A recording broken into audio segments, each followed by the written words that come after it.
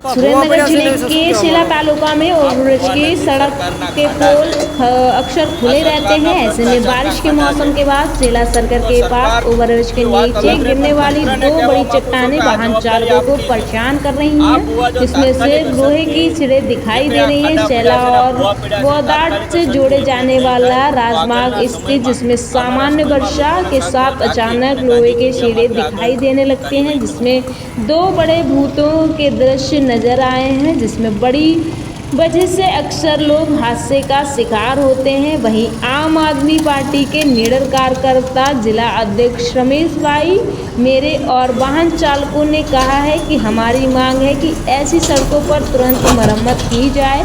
साथ ही अगर निकट भविष्य में कार्रवाई नहीं की गई तो हम लोग को साथ लेकर बनाएंगे उच्चतम स्तर पर प्रतिनिधित्व। हुआ पड़ा से नहीं शू कहेवा मांगो? आ भुवा नहीं, सरकारना खाडा है। आ सरकारना भ्रष्टाचारना खाडा है।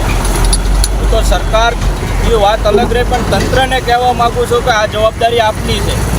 आ भुवा जो तात्कालिक असरथी जे कंई आ खाडा पड्या छे ने भुवा पड्या छे तात्कालिक असरथी रिपेर नहीं थाय तो आगळना समयमां आवनारा समयमां लोकोने साथ राखी अने गांधी चिंध्या मार्गे आगळनी कार्यवाही